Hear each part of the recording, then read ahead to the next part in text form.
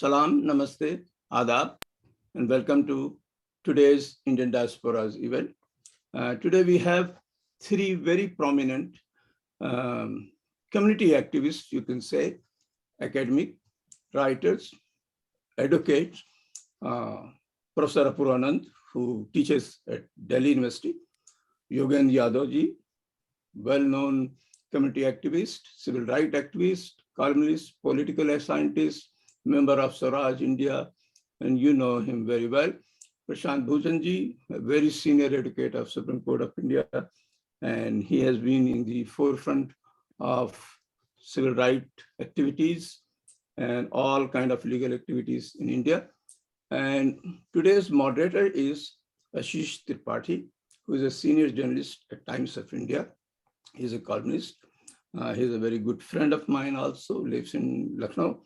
And the format today is that all these three speakers will give their 10 to 12 minutes of impressions. In the order, I think now Professor Apoorvanand will go first.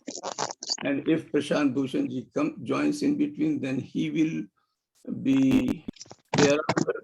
And at the end, Yogendra Yadav ji will give his 10 to 12 minutes remarks. And thereafter, Ashish Tripathi will put 2 to 3 questions to each of these panelists. And this part will be roughly covered within 50 minutes. And after that will be our usual question and answer session for further 20 minutes with the audience, which will be moderated by our host, Dr. Rafat Hussain. So, Ashish, please take care of the event. Hi, greeting to all the friends, and thanks Razi Bhai for giving me this opportunity. Razi Bhai has given some introduction. I will add some more things to what he has said. These are three leading personalities who many in India, and I personally consider them to be among the few conscious keepers of India. And amid increasing madness we are witnessing this country today, these three voices daily remind us about sanity, humanity, and constitutionality. And their simple and down-to-earth life and devotion to truth, non-violence has been the source of inspiration for many of us. Professor Apoorvanand, as Razi Bhai has already informed, is a professor of Hindi in Delhi University. He is an author, columnist, political and social commentator, social activist, but he loves to simply called a teacher. And believe me, his students have told me that they have come across many teachers in their lives, but only in him they found a true mentor and a guardian who speaks from the heart. Yogendra Yadav has studied Indian politics closely as a teacher, researcher of political science. He has been psephologist, columnist, political activist. He was also one of the prominent leaders of the recent farmer movement that provided hope to those who believe in democracy, not only in India, but I believe across the world. His command on numerous subjects and the clarity with which he speaks is amazing. Prashant Bhushan is a legal luminary and an anti-corruption crusader like his father. He has exposed a number of scams in India and associated with various organizations which work for public and judicial accountability. At a time when big lawyers have become almost unaffordable for a common man, he has set a record of sorts by fighting hundreds of cases pro bono. The topic today is the current onslaught, our resolve to reclaim the idea of India. The onslaught mentioned here is not just about Islamophobia and attack on minorities or a party or an organization. It did not develop in past 8 years.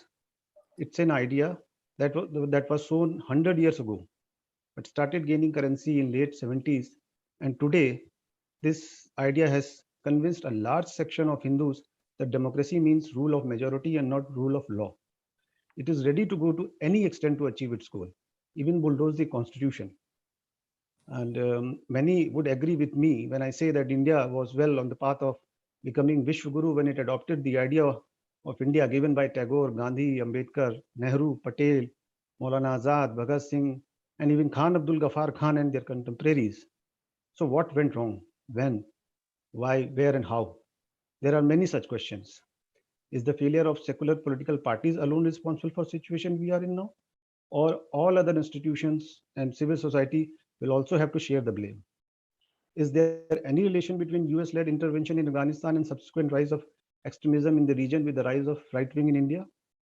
How far the decline of universities in India is responsible for the dehumanization of society and the herd mentality we see today? The right wing is also rising in Western democracy, including the US and France, but how it is different from India? And most importantly, is there any scope or way for course correction? If yes, what? What these personalities will say today is not mere words to be applauded here and forgotten later. I think these words will be like a call of action for call of action which we have to follow if we love India. Now we can invite our panelists to give their views on this issue and perhaps answer the queries, which were some of the questions which I have raised in my introduction. So Ashish, let them first express their 10 to 12 minutes and thereafter you take care about them, about the questions. So I invite Professor Apoorvanand first to speak. Thank you. Thank you very much, Razi Saab and Ashish for having us here with all of you to talk about what India is going through and whether it is at all possible for India to recover from the situation, and for the generous and kind words.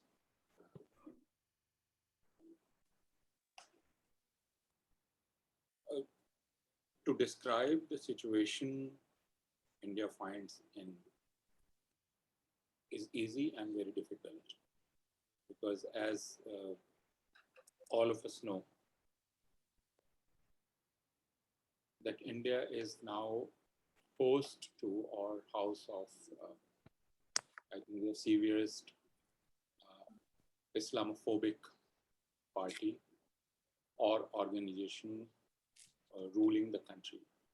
So this is the first thing all of us know, and what it has done to the state apparatus and social life is also too well known. So I need not repeat all of this to you. It won't be. आप थोड़ा loud और हो जाइए, थोड़ा सा और loud हो जाइए. Or if you feel comfortable, you can use mixed language, whatever. But थोड़ा loud और हो जाइए. Just a second. There's some problem with this. Let me.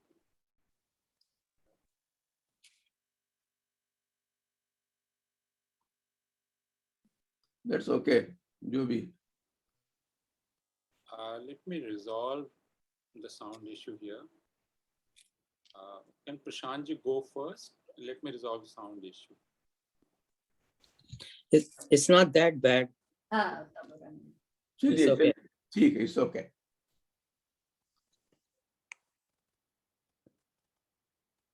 It's audible. तो क्या हुआ? उन्होंने But he's trying to fix.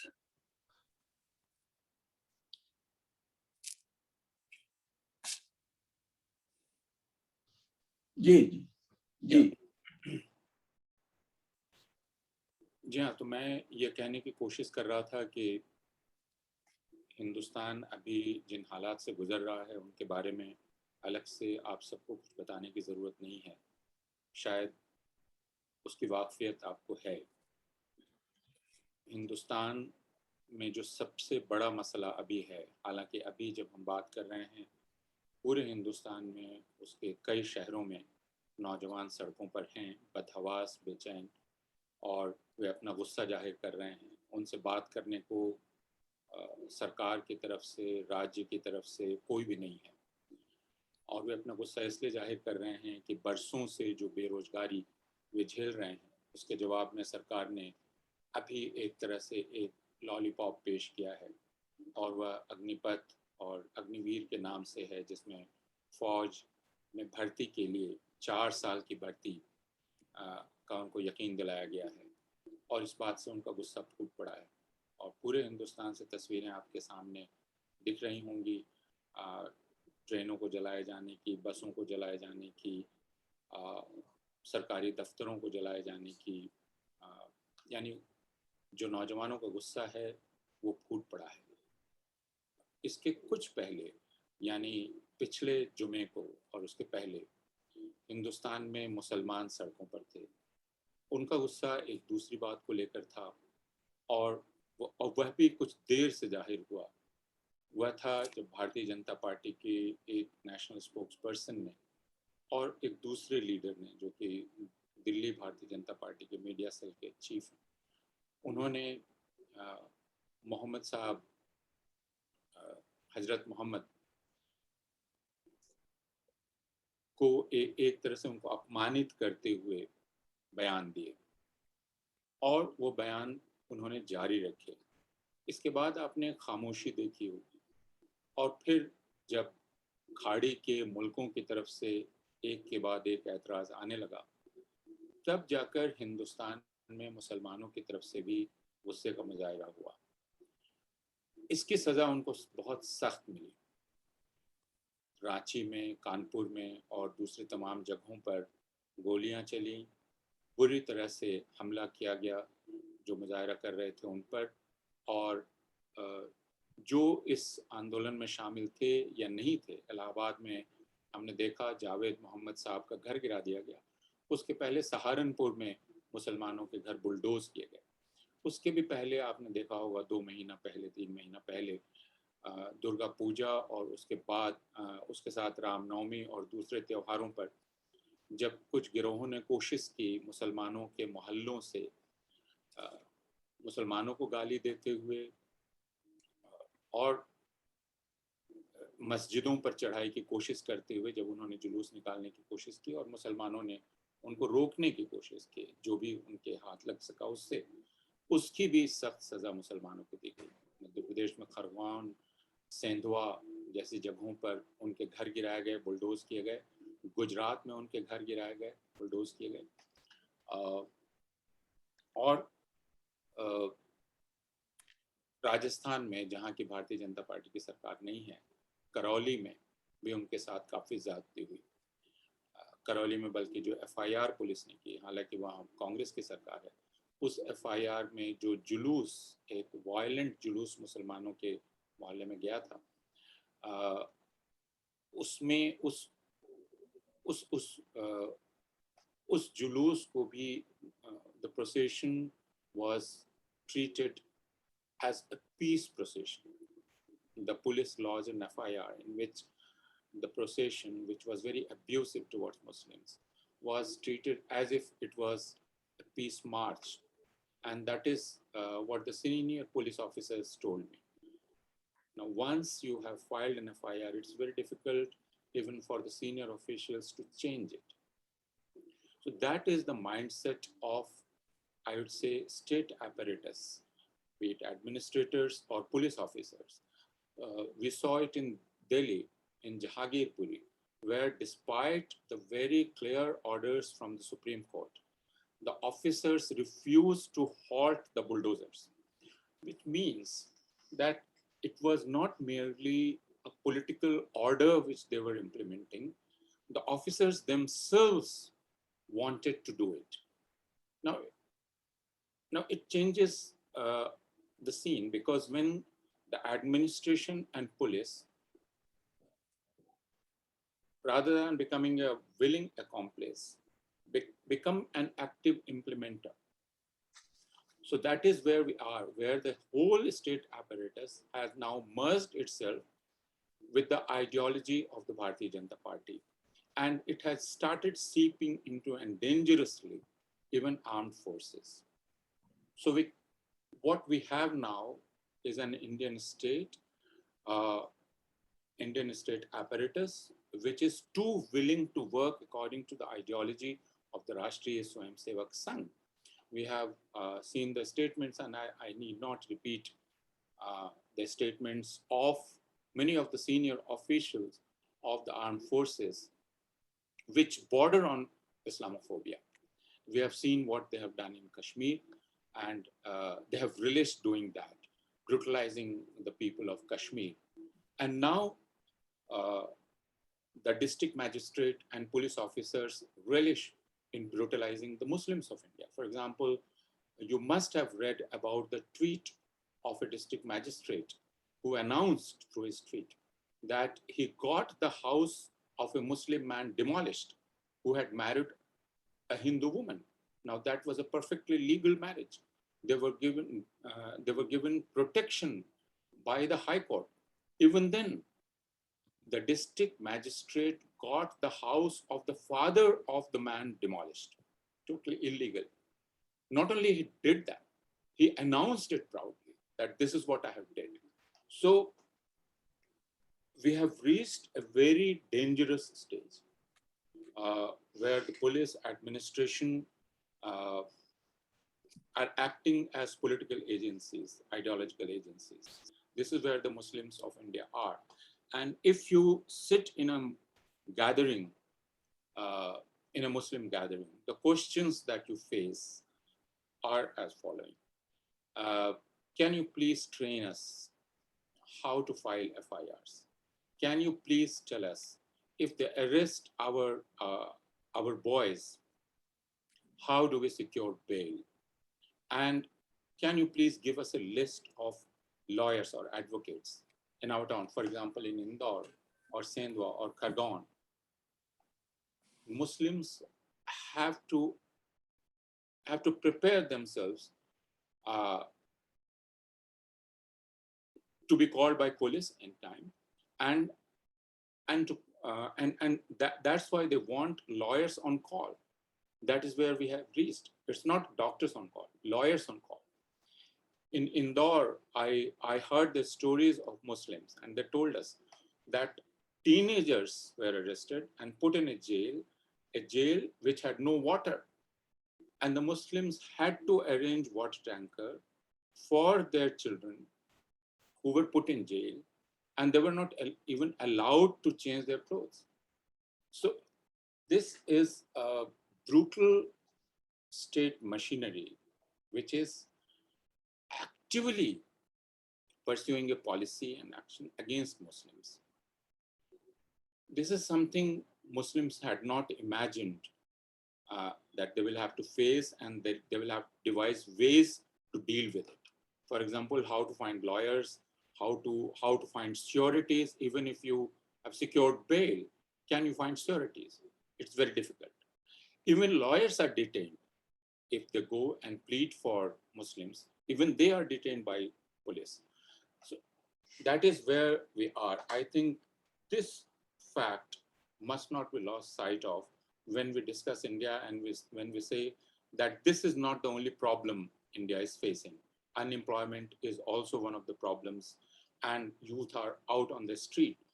But I would urge you not to get misled by the economic arguments, not to get misled by the argument that if we take up economic issues, if we persuade people to fight on those issues, then other issues will be taken care of.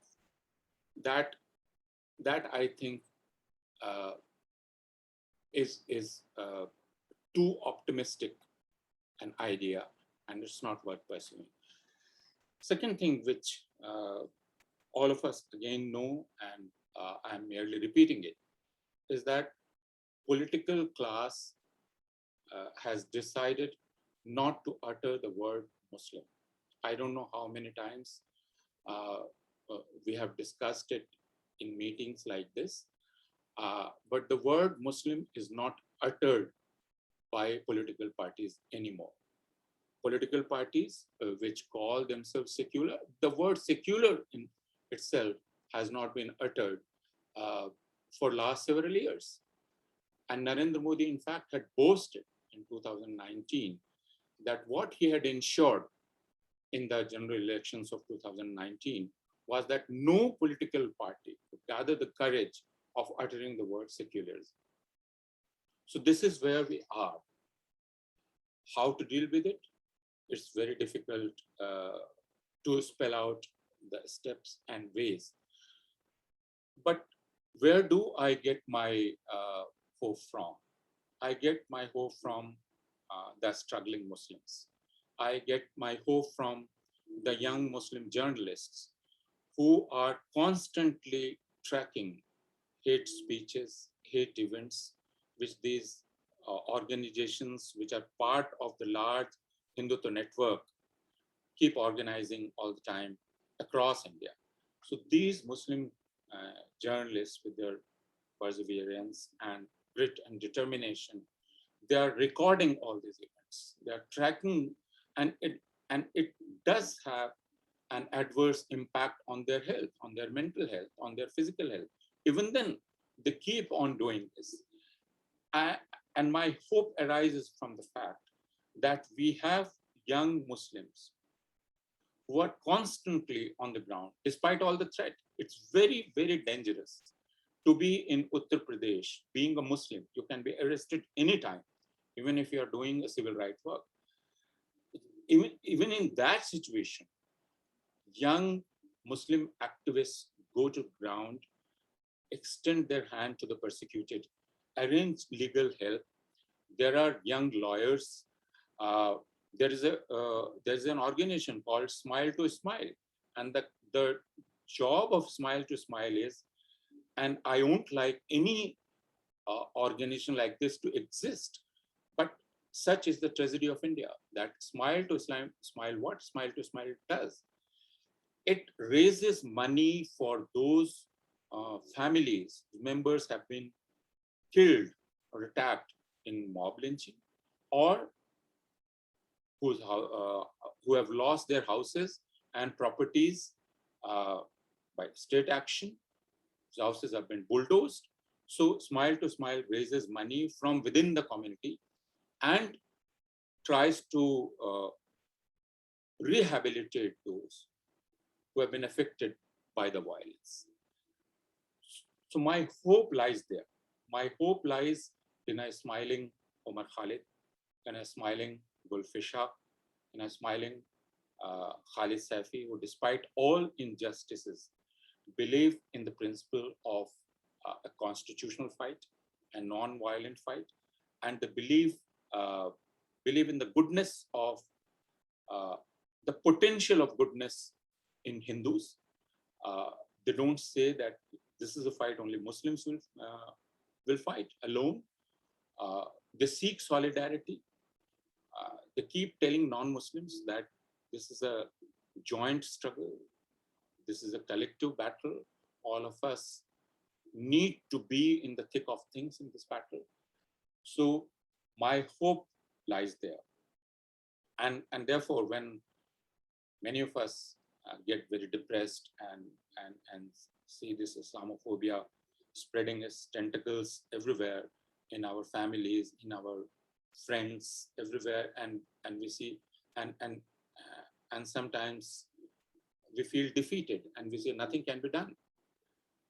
And then I say that no, we cannot afford to be defeatist, because here are our young men and women like Safura Jargar and Gulfisha and Natasha Narwal and Umar Khalid and all others, all lawyer friends, all these social activist friends who are fighting on the ground. So I don't know. I don't have any solution. I see darkness spreading. I see no end to Islamophobia with a media which is in very cruel ways, which keeps spewing venom against Muslims willingly and with pleasure, with sadistic pleasure. So yes, darkness is spreading, but as I said, that the fight still remains there. Thank you very much. Thank you, Apoorvanand ji. And now it's time for Prashant Bhushan ji, please, to express your views. And Prashant ji, please unmute yourself. And yeah, all right, thank you. Thank you very much. Apoorvanand ji has told you about recent events which have shaken the country, particularly this kind of bulldozer, instant retributive justice, which the several BJP governments have adopted primarily against Muslims.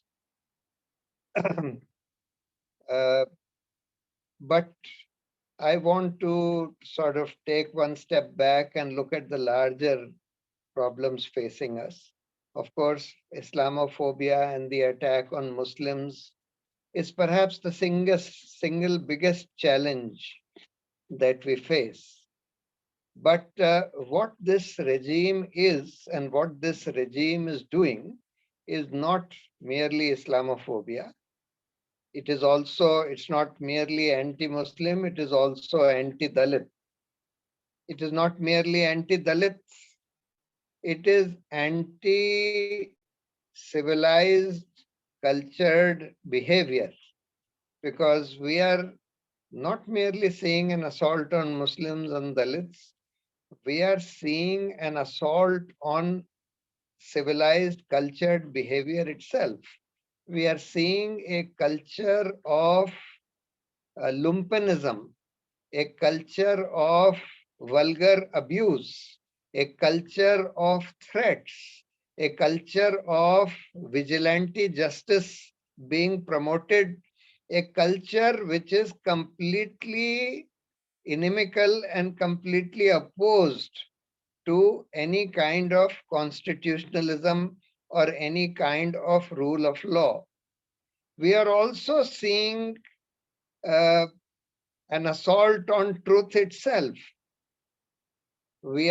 This regime is trying to create what is called a post-truth society, where things which are totally and demonstrably false can be stated with great ease and aplomb by the rulers and their minions in the mainstream media, and thereby degrading the ability of the people to distinguish truth from falsehood, which is called creation of a post-truth society.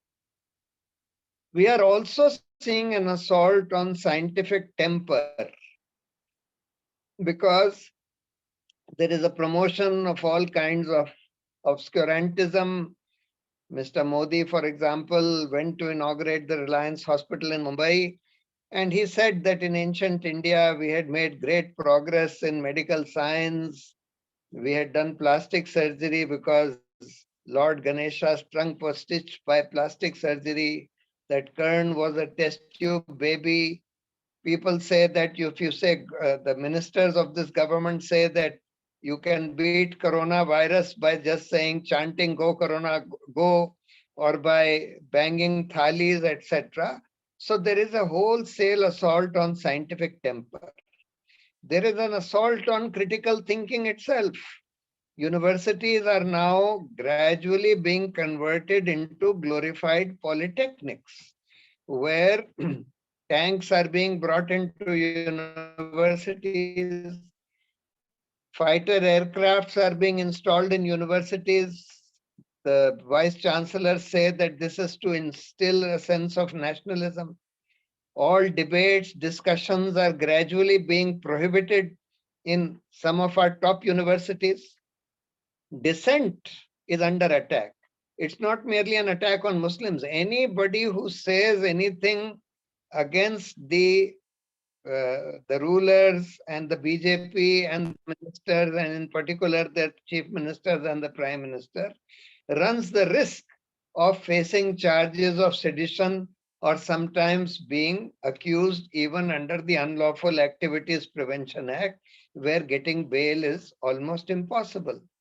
In the Bhima Koregaon case, now evidence has come out that some of our finest human rights activists have been arrested and kept in jail without trial for the last more than 4 years on the basis of evidence, fabricated evidence that was planted in their computers after hacking into their computers by the police officials themselves. all our institutions are either being degraded, compromised, weakened, or saffronized and co-opted by the state. The judiciary, the independence of the judiciary has been greatly weakened ever since this regime came into office. And they have done it by many ways. Of course, the easiest way is post-retirement jobs. Then you have now they have adopted a technique of not appointing recommended by the collegium and appointing only if they like the judges which are being recommended. So they keep the other recommendations on hold and only appoint those who they consider to be either saffron in their ideology or who they consider to be not independent enough or pliable or who can be easily compromised. So, and the third way of compromising the independence of the judiciary is to somehow catch hold of the Chief Justice. They did that for the previous 4 Chief Justices. The present Chief Justice is definitely a shade better, but the previous 4 Chief Justices were somehow brought under the control of the government by using the agencies, the CBI, the IB, the other investigative and intelligence agencies to find some weakness and then use that weakness to blackmail them. And once you can blackmail the Chief Justice, then virtually half the judiciary is in your control, because the Chief Justice, apart from other things, apart from being a judge in his own right, also decides which case is to be listed before which bench, and also is the prime mover in the appointment of judges. So all these various techniques have been used by this government to compromise the independence of the judiciary, and that is why what we see today is a weakened judiciary, greatly weakened and enfeebled judiciary, which is either not hearing some of the very important cases like the challenge to the electoral bonds or the challenge to Article 370, abolition of Article 370, or the challenge to the CAA, NRC, etc. Or there are cases which are being decided in the way in which the government wants them to be decided, such as the Ayodhya case or the Judge Loya case, or so many other cases. Apart from the judiciary, the media is the next most important institution that has been completely compromised and brought under the control of the government, much of the mainstream media. Again, they have done it either by inducements through government advertisements, or if people are not willing to be induced, then using of agencies like the Enforcement Directorate, CBI, etc., to pursue them often in false cases and to harass them and force them into submission, bulldoze them into submission. There are other institutions like the Election Commission, of course, the police institutions and all the investigating agencies have completely and almost totally become the handmaiden of the government. We see the Enforcement Directorate in particular is being used today as the cutting edge, or the NIA also in framing people in terror cases, or the Enforcement Directorate in framing people in money laundering cases. Sometimes the Narcotics Control Bureau is used, sometimes the CBI is used, and of course the police, regular police agencies are being used. Despite several judgments of the Supreme Court to try and make the police agencies and the CBI, etc., independent of the political executive, unfortunately, all those reforms or attempted reforms have been largely frustrated by this government. Election Commission, which used to be independent at least since Mr. Sessions' time, since the 80s, has now been brought almost totally under the control of the government. Violations of the model codes of conduct by members of the BJP, etc., are condoned, while the Election Commission pursues only the opposition. Dates for elections are fixed in accordance with the wishes of the government, and they are known in advance to the government. The Comptroller and Auditor General's independence, which was one of the sort of prides of India, that we have an independent CAG, that has also been compromised, which we saw in the Rafale case, where the government knew in advance that the Rafale deal audit, that the pricing details in the Rafale deal audit would be omitted from the audit, which happened for the first time in history, and the government knew about it in advance, which means that the CAG acted at the behest of the government in hiding the pricing details in the Rafale deal audit, in which Mr. Modi and his crony, Mr. Anil Ambani, were involved. Academic institutions are being compromised. This fellow who was earlier appointed Vice Chancellor of JNU to destroy JNU has now been appointed the Chairman of the University Grants Commission. And he is issuing edicts, sitting as the Chairman of the University Grants Commission, that nobody should go to Pakistan to get a degree from any Pakistani university, etc.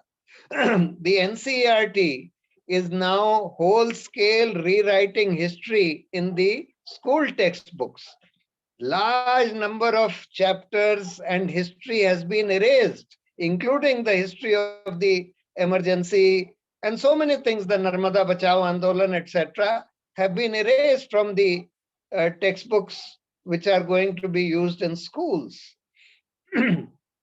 So what we are witnessing today is not merely Islamophobia, not merely an assault on Muslims. It's a whole-scale assault on everything that we value: scientific temper, truth, civility. Everything that we value is under assault. This is a government of absolutely the worst thugs that you can imagine. And this government is today in control of only two people. Only the writ of these two people, that is Modi and Amit Shah, runs through the government. Every institution, every minister, every ministry, including the army, etc., everybody falls in line on the basis of decisions which these two people want to take. And very often decisions are taken by these two people, particularly by Mr. Modi, without any discussion at all. Demonetization, even the Reserve Bank was not consulted. The economic advisors of the government were not consulted. Mr. Modi just announced one evening that from tomorrow we will have demonetization of 1,000 and 500 rupee notes. Same thing was done to a very large extent with GST. Same thing was done in this lockdown during COVID. 4 hours notice lockdown was announced by Mr. Modi without any proper consultation and discussion. And the same thing has been done with this Agnipath and Agniveer scheme. There was no proper discussion with the army, etc. They have no understanding of the economy. They have completely ruined the economy. They have no understanding and no interest in sort of strengthening our armed forces, etc., with the result that China is invading, has run across thousands of square kilometers of our territory. But they are masters of spinning, of sort of spinning the rhetoric and somehow being able to win elections. Using, of course, they have control of 90% of money is controlled today, of election money is controlled today by just one party, that is the BJP. And they use that money ruthlessly. They use the media ruthlessly. But of course, they are masters. I mean, they are masters of propaganda, and they have a very, very good understanding of mass politics, of what moves mass public opinion. Therefore, unless we can defeat this regime in electoral politics, unfortunately, our opposition is also greatly weakened. And therefore, I feel that the way to defeat this regime is for civil society to raise its act or to put their act together. And civil society will have to do many things which will help to even boost the morale and the narrative of the opposition parties. And perhaps it may also be necessary in some time for civil society to come together to form a new political party. But unless this regime can be defeated in the electoral arena, it will be very difficult for us to fight this battle. Of course, we need to resist the assault on Muslims. Of course, we need to point out the false narratives that they are giving, the false history that they are dishing out, the assault on civility, the assault on rule of law. Or everything needs to be resisted. And we must form, as Yogenji keeps saying, that these people have formed a troll army. We need to form a truth army.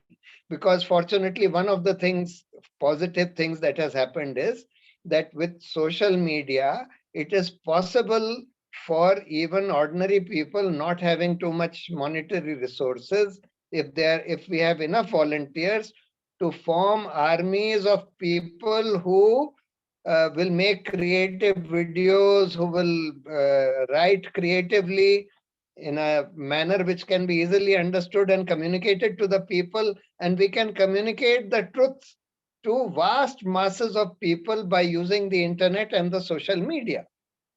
So we need to, civil society, the first task of civil society is to create a truth army which will fight this Islamophobia, which will expose this Islamophobia, which will fight this assault on truth and unreason, which will fight this assault on scientific temper, which will fight the assault on all our institutions, etc., and point out how they are being destroyed and what damage this will do to all of us in the time to come, how this is weakening the country, etc. But equally important, we need to run large movements and large campaigns on issues like unemployment. We feel that unemployment is an issue on which a very large mass campaign can now be mounted. And this campaign will be bigger than the Lokpal campaign, more powerful than the Lokpal campaign, and it can shake the foundations of this government, because it is this government which is responsible for these abysmal policies which have increased unemployment to such an extent. This campaign needs to be on three fronts. First, fight for a right to employment. That is, every adult between the ages of say 21 and 50 will have a right to get employment, at least at minimum wages. If the government cannot provide him with employment, if he has no other employment, then he must be paid at least half the minimum wages as unemployment allowance. This would be the first part of this campaign. The second part would be that the government should fill all government vacancies. And there are tens of lakhs of government vacancies in the central government and tens of lakhs in the state governments. That all these government vacancies should be filled up in a short time and in a credible manner, because there is a lot of cheating now in the recruitment to government jobs, etc. The third part of the campaign would be to prevent this kind of whole-scale privatization and indiscriminate privatization that is being done by this government, selling off the railways, selling off public sector banks to the private sector, etc. So even strategic areas, even monopolistic areas, which should be in government hands, I mean, instead of increasing government services in, say, healthcare, education, and other things, they are wanting to destroy our railways. They are wanting to privatize the railways. They are wanting to privatize public sector banks, etc., which are necessary to provide loans to poor farmers and poor people in this country. So this should be a sort of three-legged campaign. First leg is right to employment. Second leg is fill up all government vacancies quickly and in a credible manner. And the third leg is to stop this indiscriminate privatization. And today, with all the sort of youth anger now bursting out, which we can see as soon as this Agnipath and Agniveer scheme was launched, we are seeing this youth anger bursting forth. And of course, unfortunately, also channelizing that anger is also sort of being used in violent ways, which is not good at all, which should be deterred, which should be stopped. But it shows that there is enormous reservoir of anger among our youth who are frustrated by the lack of jobs and by the lack of employment. So we feel that the time has come for civil society to put its act together and run a major campaign on unemployment. There are a number of good and credible youth organizations which have come up. One of them is Yuva Allah Bol. There is this Youth for Swaraj. There are other youth organizations, SFI, etc. All of them need to come together and spearhead an organized movement across the country on unemployment, which we hope will also help the opposition to get their act together. And if we succeed in this movement becoming a major movement, I think we have a fighting chance to dislodge this government and defeat it politically in the next 2024 elections. So these are the things that I feel that we need to be doing. Thank you very much. Thank you, Prashant ji. Ashish, are you back? Yes. Thank you, Prashant sir. Very enlightening, and the way you pointed out the reasons for the situation today and what could be the solution. Now I invite Professor Yogendra Yadav ji to please present his views. Thank you, friends. I'm really grateful for this opportunity. Something I have been looking forward to, something I have been craving, because these are times when you feel sometimes so despondent that you want to speak to friends, you want to share some ideas with a wider community. And this is such a wonderful opportunity. I'm truly grateful that you gave me this opportunity to share the platform with one of the sanest voices. Apoorvanand ji, as you would agree, is one of the calmest and sanest voices in the country today. I sometimes disagree with him, but every disagreement leaves me more educated, more enlightened. And one of the bravest voices of this country, Prashant Bhushan ji, my friend, my senior. And I should thank both of them for actually making my job easy, because many of the things I wanted to talk about, to mention, is something they have already done. What the situation is. So I would not use my time for that at all. I would just begin by saying that I sort of agree with much of what Apoorvanand ji and Prashant Bhushan ji has said. My analysis would not be very different. And therefore allow me to use my time to focus on just one question. What is to be done? That's my question. Maybe as a political activist, that's what I force myself every time to think about. Also, I think in a moment like this, it's absolutely important for us to remember that something can be done.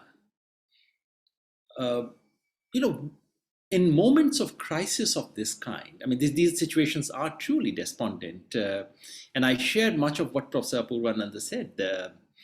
2 days ago, one of my younger colleagues, happens to be Muslim, said, "Sir, मैं foreign चला जाता हूँ." He gave a detailed thing of how he feels. He said that, look, now I can do whatever, I don't mind losing my career. I don't mind losing everything. But when I imagine that this may lead to my father's house being demolished, that's a thought that I cannot accept. He said he wants to, can he go? Can he leave? Can he go to a foreign university or some such place? And I said to him, अच्छा 2 साल दे दो, 2 साल लड़ेंगे, उसके बाद मैं आपको रोकूंगा नहीं.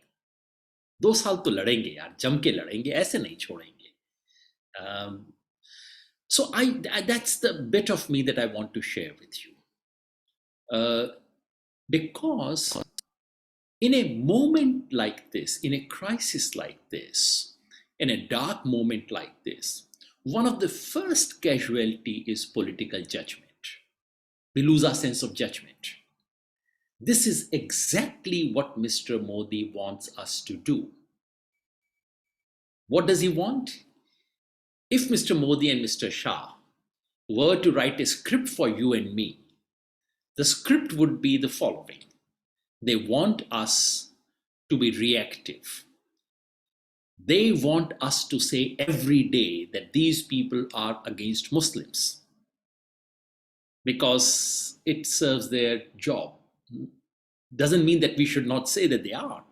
But in their script, Mr. Modi's and Mr. Shah's script, RSS script, Sangha Parivar script, they want us to be reactive to what they do. They want us to focus only on the Hindu-Muslim question. They want us to feel cornered.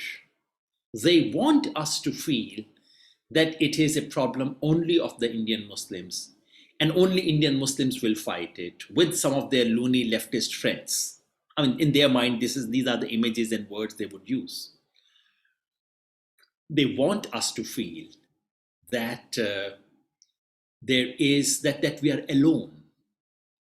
You know, it's a grand confidence trick where every one of us is made to feel that we are alone and every one of them is together.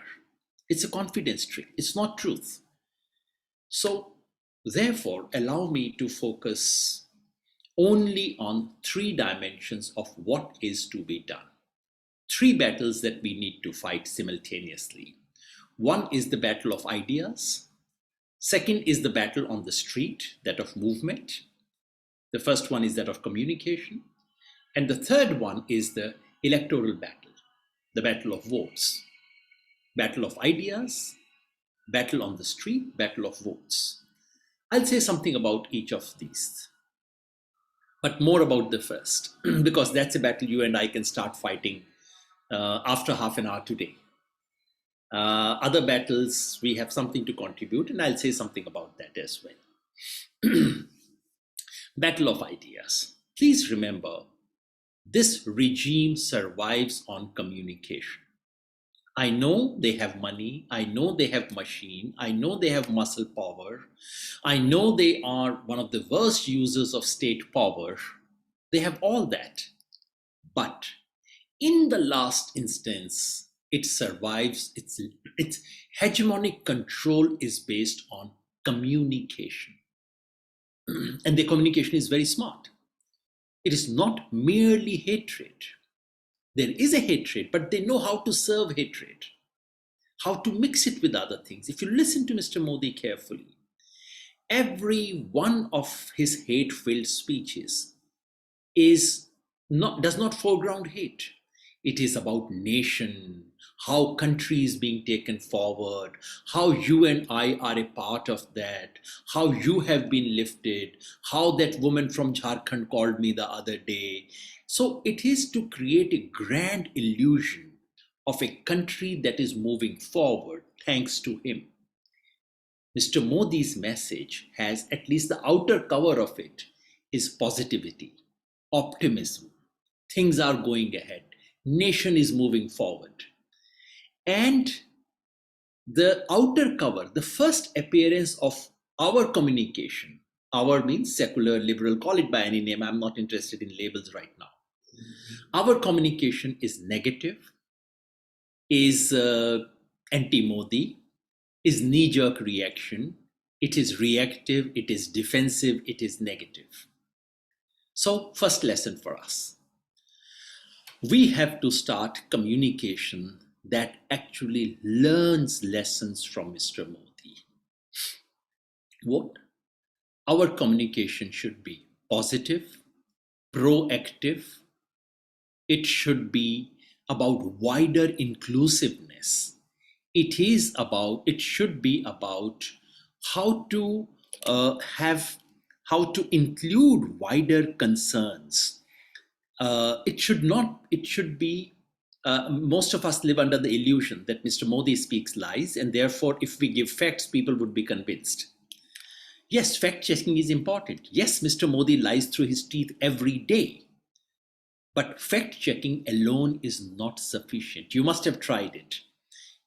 Facts don't work. Give them facts, people have closed their heart. Facts don't work these days. So the lesson for us is facts alone are not enough. The message has to be emotional message. First, we have to open their doors and windows of their heart before they are willing to admit any fact. And if there is a fact, every single fact should be put in a narrative. Think of Mr. Modi. He goes and meets his mother this morning. Now, you and I know no one goes to meet his mother with 4-camera shoot there in sight. This is what he's done in the morning. Now, you and I can mock at it. We can say, well, this is clearly fake. Of course it's fake. But just look at the story. And, you and I don't go and say, forgive me for this metaphor, but please think hard about it. You and I do not go to a theater and come back and say, oh, the man was acting. Of course we know he was acting. But a critique of theater or cinema is not just to say that he's acting. It is more than that. Mr. Modi is weaving a narrative. He's weaving a story. Every one of the facts that he dishes out, which is a lie, has a story to it, has a human face to it. This is something we need to do.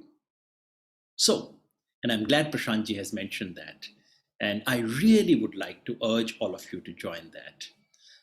We are starting a small initiative called the Truth Army. I know many of my friends don't like the word army in it. So, you can give whatever name you want to give. We don't want this to become a brand. So the name really doesn't matter.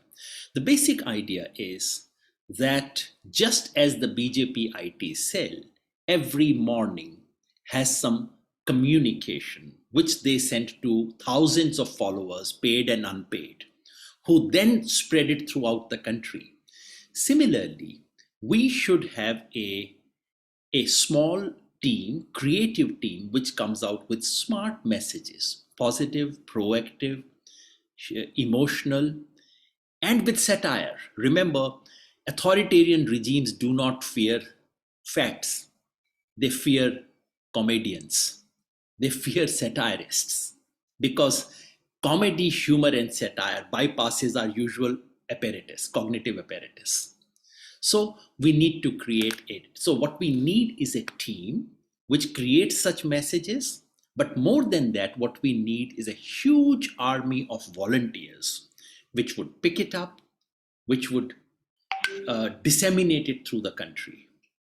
You might say, well, do we have such people? I would say, don't we have 1% people in this country who believe in the things that you and I are talking about today? 1%. Remember, 1% is 1.5 crores. And of that 1%, can't we persuade 1% of that to spend 2 hours a day to send a message amongst their friends? That is 1.5 lakh volunteers. So in Truth Army, that's what we are planning to do. And I would really urge you to please give time, context, resources in whichever way you can, because that's one thing we need to do. Lakhs of volunteers every morning should get 4 or 5 messages, which they can send out. Just as in the case of BJP IT cell, they do not put a stamp on the messages. In fact, their success depends on the fact that there is no branding. Similarly, we don't want any branding. We want to promote other brands. Anyone who's doing great job, we just want to promote that. But the fact should reach people. So I'm sorry I've taken some time on this, but the first thing is communication. And within that, the first concrete step is Truth Army, something which is a concrete idea. Prashantji and I are involved in creating that right now. And I would really appreciate any kind of support that you can extend on that. All of you would have my email. I'll put it on the chat box. Please feel free to send me messages on that and I will respond. That's the battle of ideas. And the battle of ideas, I've spoken of the short-term battle of ideas. There is also a long-term battle of ideas. No matter what happens in 2024, BJP, Hindutva, communalism, Islamophobia is here to stay. We have to fight them in the long run. We need a certain ideological training to do that. I would not get into the details of that. I will simply mention 3 things that we can pick up later. The only way of taking on the BJP in the long run is to draw upon 3 strengths that we have forgotten. We have 3 resources. One is nationalism. This might surprise you, and I would be surprised if it surprises my friends. Nationalism is still a great resource that we have. Our freedom struggle and the nationalism it created. And one of the most self-defeating things that we can do is to say, oh, nationalism belongs to BJP. The day we surrender our nationalism to BJP, we have lost the battle completely. So nationalism is our strength. Our languages and cultural heritage is our strength. And third, I would urge everyone, let us not give up on our religions, including Hinduism. These are not popular or fashionable things to say, but I would urge that let us try to recover these 3 assets that we had 70 years ago that we have lost today. That is the way to take on the BJP. So that's my first battle on which I've spent a lot of time. The second one, and I'll now try to wrap it quickly. I know I'm slightly over the time. The second battle is battle on the street, battle of movements. I'm cognizant of the alert that Professor Apoorvanand has said. He said, don't be too sure that economic battles will help you. I agree with him. I agree that the idea, older days, leftists and many of us used to believe that economic battles will solve everything. Of course, they won't solve it. Of course, those young boys who are on the street against Agnipath, against Mr. Modi today, half of them could be, affected by some Islamophobia or the other. Half of them could be BJP voters. Yes, that's possible. But it is only through struggles of this kind that a space is created. Farmers' movement did not solve Islamophobia problem, but farmers' movement created a space in which some of these things could be said. Muzaffarnagar rally, where Rakesh Tikait and I, spoke against and said, battle to take on communalism will start here. That rally could not have been held if there was no farmers' movement. So movements create the space. The job of fighting for these ideals is our job. But I agree with Prashantji that whether it's farmers' movement, which incidentally is still on, the second phase is about to be launched, farmers' movement against unemployment, and against economic inequality of the worst kind that we have seen. The economy is in doldrums. And it is precisely in order to cover that up that we have all these things that are coming up. It must be our job to draw people's attention to the truth of the economy. That will provide us a space in which we can then fight other battles. So I As long as we keep fighting only the Hindu-Muslim battle, no matter how hard we fight it, no matter how courageously we fight it, it's a losing battle. The battle has to be combined with, because the job of that's what is involved in political judgment. The name of the game is to create larger coalitions and alliances. And unless there is a coalition of those who are disadvantaged on the basis of their religion, with those who are disadvantaged on the basis of disadvantaged based on economy, poor, unless we can create coalitions of that kind, we are doomed. So it is possible. Right now, the situation is ripe. Economic situation is extremely bad. We have to find intelligent ways of supporting it. And the third, and I'll just end with that one. The third is electoral. Of course, in the last instance, all this must result in elections as well.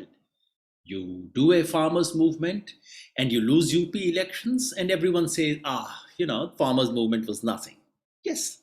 I mean, I don't agree with that analysis, but doesn't matter. Well, I understand in the last instance, things have to result in electoral change. As many of you might remember, I've done election analysis for at least 20 years of my life. And I want to say with all seriousness, BJP is not so strong as it looks. BJP is actually very vulnerable in electoral terms. It is vulnerable because in the entire strip from Bengal to Kerala and some other states, there are about 193 seats out of 543 where BJP last time got only 38 and this time will get not more than 25. So out of 193 seats, BJP will end up with only about 25 seats. And BJP therefore has the challenge of winning 250 out of the remaining 350 seats, which is not easy. I mean, if you had to fight that battle and if someone said you have to win 250 out of 350, you would say you are giving me an impossible task. BJP faces a task which is nearly impossible unless it sweeps the entire Hindi heartland, which is what they have done in the last two elections. They have to sweep, no less. With some change in tide, careful thinking, they can be defeated. But defeating BJP in electoral terms is not only about creating a grand coalition of opposition. We put too much energy in creating a grand opposition Mahagathbandhan. That's, to my mind, neither necessary nor sufficient. What we need is creating a political unity, a sense of unity, unity of purpose more than everything else. But above all, we need a credible message, a credible messenger with the opposition. There is still a year to go. 2 years almost to go. There is time. Something can be done. I would not go into the specifics of the electoral things. All I'm saying is that these are battles that can be fought, can be won. Let me conclude, therefore, by saying that there are three battles. The battle of ideas, which you and I can join from today. There is a battle of on the street movements where our role can be to help coordinate, to help support these organizations. And there is an electoral battle where you and I are not the principal players right now, but with some careful thinking and strategizing, things can be changed. Thank you very much. Ashish. Thank you, UMG. Such a wonderful, always like I said earlier, the clarity of thought and the depth with which he speaks is simply amazing. And Shall we, Rajiv, start our question answer session? Ji, yeah, sure. So you have a little less time now. Yeah, I will keep it brief. So just So, two questions each, and within 15 minutes, if you can finish with all three, because the audience also needs to ask questions. Which yes, will yes, take. yes. Okay. First, I will ask, invite Professor Apoorvanand ji. Is he there? अच्छा, let's योगेन जी आप हैं तो आपसे पहले शुरू बोले थे. Sir, this you mentioned about that the BJP has this huge challenge of winning in the heartland. My question is related to that. Do you think that communal polarization has peaked in India, and this the acts of provocation like insulting the prophet are desperate measures to maintain that level no matter what happens? ठीक है, चारों को डाल दिया. Look, that would be too easy a reading, that BJP is on the retreat, and therefore, as a desperate measure, BJP is resorting to the kind of things it is resorting to. I think, the one thing about BJP is that they never take it easy. They keep working, 24. I mean, this is the lesson for all opposition parties in this country. They keep working 24/7. So, in a sense, I was surprised because after Uttar Pradesh election, once they have won, what is the need to keep the temperature so high? We know this is being designed. We know all these games are not happening spontaneously. They are designing it. Why are they keeping it on such a high flame when there are no elections for the next 2 months? To my mind, the reason is because they are they are always preparing for elections. There's no time when BJP is not preparing for elections. But the second is also they do realize that the economy is really doing very, very badly. And you need to keep people distracted all the time, which is what they have done quite successfully. But the economy right now is in such a bad shape that despite everything that they do, something or the other surfaces again, just as the protest against Agniveer. It's not merely a protest against one bad recruitment policy. Underlying this is the sheer desperation of the youth about the unemployment situation. Sir, another thing is that the kind of campaign BJP runs, it requires huge money. So we all know that from where this money is coming from, but can it be countered in some way? I don't know, honestly. That's a very tough one. Because the scale we are talking about is unthinkable. Prashantji would be able to give exact figures of how much money has come through electoral bonds. But electoral bond money is just tip of the iceberg. Just imagine, just look at the rise in Mr. Adani's wealth. He's known to be close to Mr. Modi. I'm not saying that it is only Mr. Modi, but just look at this. When COVID began, Mr. Adani's overall wealth, as measured by Forbes, was 0.6 trillion rupees. Sorry, I think in rupees. So you can look this up in billion of dollars. And now it is more than 8 trillion rupees. So when the entire country's wealth went down, everyone in this country lost some money. I mean, most people in the world lost some wealth. This group has gone up 14 times, 12 to 14 times. Now, I know many political observers would somehow think that a bit of this must have trickled down to BJP's coffers. I have no Not idea. just BJP. Yeah. Sir, sorry to interrupt you. Not just BJP, its affiliates are also being funded very handsomely. All these events that are happening. Recent investigation, with just the recent investigation 4 days ago, I'm sure Prashantji would tell us more about it, which establishes how well funded some of their Hindutva organizations are in the US and the kind of funding they have received. So yes, we are speaking of a scale which is something the country has never seen before. It could be something close to 1 trillion rupees just for the war chest, that is to say the election chest. Compared to that, opposition parties are nowhere. We used to talk about corruption of the previous regimes. With all their corruption, I mean, they're nowhere close to where the BJP is.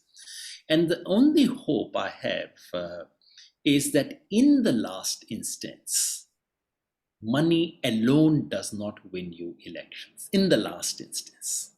And if there is a tide of public anger, then money alone does not matter. But it's in the last instance argument. The trouble is that most of us live in instances before the last one. So that's a hard one. Thanks, sir. Professor Apoorvanand ji, so yeah, I mentioned this in my introduction also. How far you think that the assault on universities is responsible for the situation today? Before I go to the assault on universities, what's happening to the universities, I would like to respond to your question which you put to Yogendra. I don't Ji, disagree. sure. But I would like to say that what BJP is doing, and Yogendra wondered why they kept the pot boiling even after massive victory in Uttar Pradesh. Because I think this is an ongoing and endless project of communalizing the Hindu mind. And it never rests. So we should not treat it as a distraction. This is not a tactics or a strategy to distract from real issues. This is the real issue. We must treat it as the real issue. That is to communalize Hindu minds and keep it doing all the time, 24/7, 365 days. Unless we understand this, we won't understand the agony Muslims are going through. Because when a Muslim is attacked, you say, it's a distraction. The real issue is economic one. And we should focus there, then the distraction will go. So first is that we must realize the seriousness of the project BJP is pursuing and not treat it as a distractionary tactic or strategy. Now, everything which was mentioned by Prashant ji or Yogendra ji is to further that project. Why assault on universities? Why assault on reason? Why assault on scientific temper? Why assault on rationality? Because you cannot pursue or you cannot persuade Hindus to do to Muslims what they are doing willingly if reason remains alive, if rationality remains there, if the project of knowledge remains alive. So you have to destroy all of this, reason, rationality, any idea of civility. Communalism in itself, majoritarianism, is narrowness of mind, as Nehru had said. It is uncivility. So you need not talk about attack on civility, because if you are pursuing a project of Islamophobia, what you are doing, you are instilling incivility or uncivil behavior in Hindus or Indians. So I don't see assault on universities as a separate project, because universities as spaces where people of different kinds, of different religions, different languages intermingle.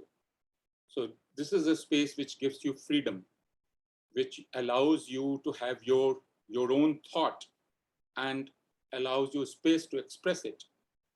If this space is allowed to remain alive and free, then the government and BJP has a constant threat. And that's why universities were the first targets. If you remember, after assuming power in 2014, the first major assault was on universities. Go back to 2016, 2014, 15. First major assault on intellectuals, writers, who matter very little in India. They don't have much influence. But the seriousness with which the BJP attacked intellectuals and attacked universities has to be understood. Why do they take universities so seriously? Why do they take intellectuals so seriously?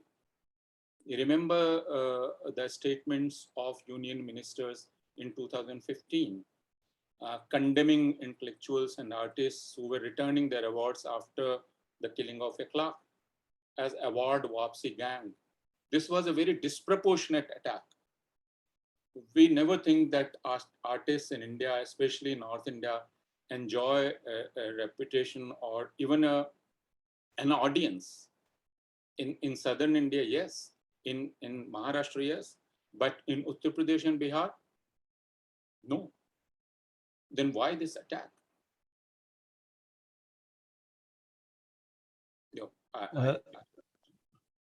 Sir, like you said, this about the majoritarian politics, hasn't it already started hurting Hindus? And the process of internal bickering has also begun. Now, for example, the state of economy is hurting everyone. Number two, on two occasions, in past 3-4 months, we have saw like two communities fighting for religious historical figures. First was Raja Mihir Bhoj incident, and then now this Raja Prithviraj Chauhan, where Gujar and Rajput communities are face to face. And now even we can see rise of a far right wing when Mohan Bhagwat's tactical soft stand is being criticized. So in a way, the process of the imploding, but like the Hindutva itself is one harming the Hindus, started harming the Hindus, and two, an internal bickering also started. The process has started where far right will now attack right. As Yogendra was saying, in the final analysis or in the last instance, where would the votes go? Even of those who are right to write. That is a section which is even more, I would say, Hindutvadi than the RSS. Where it is going to vote for. And the votes would go to BJP, no other party. So even if you see these internal bickerings, these caste bickerings, the claiming of heroes and heroines, and the battle between communities, it doesn't matter. It doesn't matter because in the final analysis, it only strengthens the project of the RSS and BJP. That is my understanding. We will have to observe a little more and study things because they are happening now and we are too close to them. So what is happening within the Hindu fold is something we have to understand. But since, as Yogendra says, that finally everything is decided by elections, which government is going to come to power. So if we look at that, then these bickerings don't matter. These internal battles don't matter. I think Hindutva is getting stronger and stronger this day. And we have to first accept this fact rather than depend on the internal bickering and internal battles. Yeah, move on, Ashish sir. Ji, Mr. Prashant Bhushan. Sir, do you think, as we have seen that in the Ayodhya case, Hindu right wing meticulously used the loopholes in the law to further their cause, and Indian courts and lawmakers failed to plug it? Can there be can it be corrected now, through some legal process or initiative, so that again we are seeing this happening in the Kashi case, Kashi Gyanvapi case, Mathura, writs are being filed, courts are entertaining it, and a situation is being created where things will go out of hand.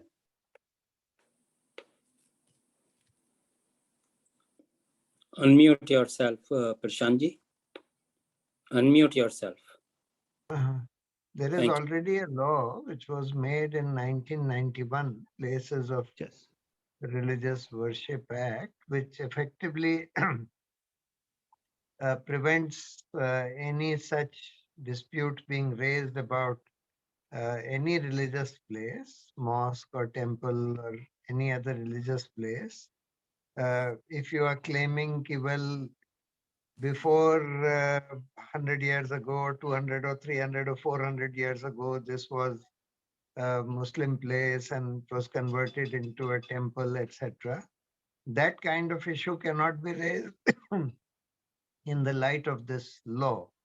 Unfortunately, you see, ultimately it is the courts which have to enforce that law. And what we are seeing is that with the compromise of intelligence, of the independence of the courts, they are not enforcing this law. Otherwise, this Gyanvapi mosque issue could not have been raised. I mean, any sensible court with even half a mind can see immediately that this issue cannot be raised. You can't say that I need to do a survey of the mosque in order to see what was there underneath it, what was. If it is clear that in 1947 it was a mosque, then you can't go behind that to see what was there before that. So therefore, it's the weakness of the courts, of the judiciary, which is being used by these people to sort of create further trouble. And it was the weakness of it was not the loophole in the law, it was the weakness of the judiciary of the Indian Supreme Court that they handed over that Ayodhya, that Babri Masjid land to the Hindus. Otherwise, how can you say these were criminals who broke that mosque and hand over the place to these very criminals? It's the weakness ultimately of the judiciary or their lack of independence that is being exploited. Sir, a slightly different question. Like Indian Constitution has witnessed over 100 amendments since independence. Which amendment or amendments do you consider to be most regressive? For example, it is often said that the first amendment by the Nehru government restricted the right to freedom of speech and set the precedent of amending the constitution to overcome judicial judgments. Can this argument can now be used to change the basic character of the constitution? I say it's difficult for me to say which are the most regressive, etc. What I feel is that where we should have made more progress. For example, one of the defects with the constitution is that it provides for merely a representative democracy and does not provide at all for a participatory democracy. We should have moved towards a participatory democracy. Secondly, even our representative democracy, the electoral system is heavily loaded in favor of money power. So today, with money, you win elections. Of course, I agree with Yogenji that money cannot be in every election at all times determinative. And it's also not going to be possible even if we plug this electoral bonds loophole or route. The BJP will still, with the kind of government that they are running, they will still be floating in a lot of money and 10 times as much money as the other opposition parties. So they have to be defeated on the electoral field despite this enormous advantage of money power that they have. But unfortunately, money does play a very major role because we have first past the post at two levels. And instead of moving beyond that by bringing in proportional representation to some extent, and by plugging, see this loophole, there are two loopholes. One is that while there is a limit on the expenditure by by election candidates, there is no limit on the expenditure of political parties in elections. That's a big loophole which should have been plugged. Secondly, people spend 10 times the election limit by spending black money in cash, which they don't declare. So when Notbandi was announced or demonetization was announced, one of the justifications given by Mr. Modi was that we want a cashless society. Now you can't ask any ordinary citizen to be cashless and do all his transactions through banks, but you can certainly ask candidates, political candidates and political parties to become cashless by asking them to do all their transactions through banks. But that was also not done. And instead, they brought these three regressive changes. One was electoral bonds. The second was allowing subsidiaries of foreign companies to fund political parties, which was not allowed earlier. And the third was that you remove the limit on corporate donations to political parties. So these are some changes which should have been, we should have moved forward. Instead of that, we are moving backwards. But I mean, offhand, I can't tell you which amendments constitute. 42nd Amendment was very bad, but after that, there was the 44th Amendment, which kind of undid many of the things which the 42nd Amendment had done. Yeah. So thank you, Prashant ji. Now there is not much time left for the question and answer. So Ashish ji, let's move on to the question and answer. If you have any burning question, you can ask during the question and answer. Thank you. Audience can. So thank you, Razi Bhai, and thank you all the three excellent speakers, Professor Apoorvanand Saab, Yogendra ji, and Prashant Bhushan Saab. And of course, You want to show Ashish the next slide first? Ashish Saab for moderating the session. So I can say, okay, Razi Bhai, go ahead with the. Yeah, today just to give a little bit more time to others for asking questions. Yeah, I know there is a lot of questions lined up. Yeah. All right. So sorry, this is an interruption for the next week's announcement. As you know, we do on multiple other themes. So this is one theme that is developed on the IDWDCM forum since almost 6 months back. And we are going to talk about a need for a center of excellence at Lucknow or somewhere in central northern India. And the speakers are well known here, two of the art in the audience, and we are going to see what Mr. Shamshad Ahmed is saying about that. Okay, go ahead, Rafat. Thank you so much. Sorry.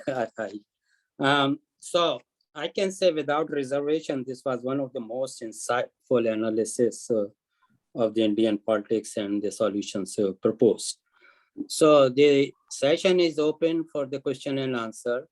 And there are two options. You can raise your digital hand or show your interest in the chat box. I would prefer that you raise your digital hand, which is easy to manage. And so the first question is from Victor Ghalib Saab. What can Indian diaspora do? And this question is open for all three speakers. And maybe Yogendra ji wanted to say something because he proposed the solution as well. One is to, the diaspora has two components. One, those who are Indian citizens. To those who are Indian citizens still, who carry Indian passports still, I would say, please join this battle. This is a battle to save our country. This is not a battle of, this is not one of those momentary battles. This is one of those momentous battles. Please come, join, support it with money, support it with time. Those who are not Indian citizens, but do care for this country, do care for the fate of this country, and are deeply disturbed, no less disturbed than those who carry the passport, I would say, please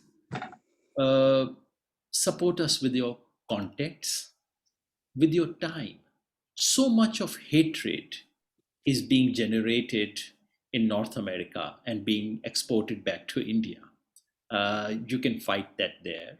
You can fight and expose these organizations that are spreading it. And you can also, in your own ways, help in content creation. Many of these things need to be fought. So, an organization like Hindus for Human Rights has done very good work for content creation. And that, if you have some expertise, specialization, please let us know. So the battle of ideas is a larger battle of humanity. Everyone can support it from wherever we can. Please feel free to send me an email stating clearly how much time, what is it that you can spare for this particular effort. I would be very happy to engage with each one of them on the specifics. Thank you. Next question is from Audrey Furtado. Who could be our credible messenger, even if he has a credible message? So you can understand the question.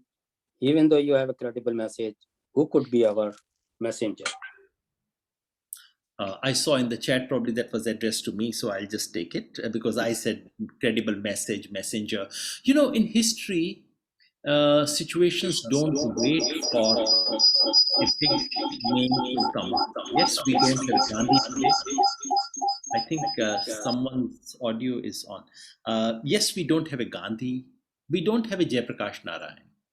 But if you look at the farmers' movement, there was no one single big face. The movement succeeded without a big face. Similarly, I think, movements create leaders. It's not always that leaders create movements. And once this battle emerges, once this battle gains ground, I'm sure we will come up with messengers as well. At the moment, we don't even have a half decent message other than desperation. So let's start working on it and trust history to provide us with messengers as well. That's all I can say right now. I wish I had a better answer. Thank you so much. And so there are a lot of questions. The people are lined up. So I request the people who are asking the question, please be very brief.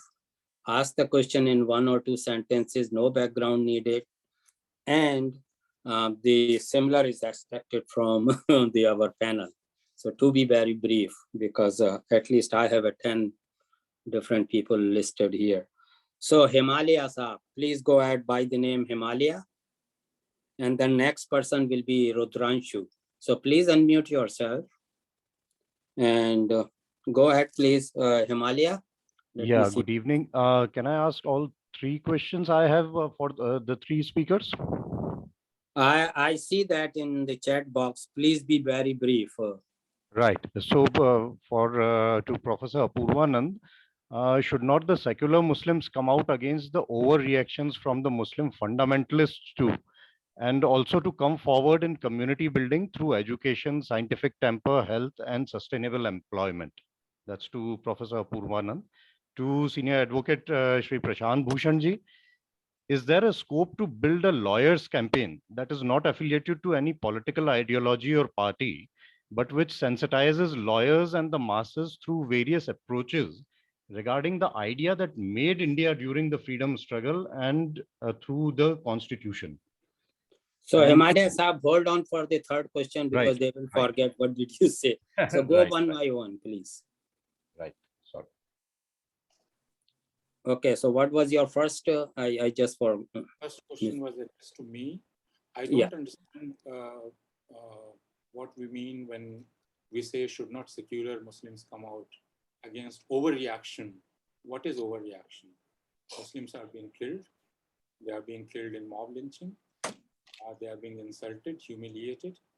So where's the overreaction? Muslims are not even allowed to react. If they react, they are punished by bulldozing their houses. So there is no overreaction. We must be very sure about it. Second, this difference that we make between secular Muslim and fundamental Muslim, I don't see a sign of it in India. Third, you say that should not Muslims do community building through education, scientific temper, health, and sustainable employment. And I see in this question an attitude towards Muslims, which helps the Bharatiya Janata Party, which is in our common sense that Muslims are by nature backward, fundamentalist, and the need secular Muslims, the need to invest in education, scientific temper. I will give you only one example.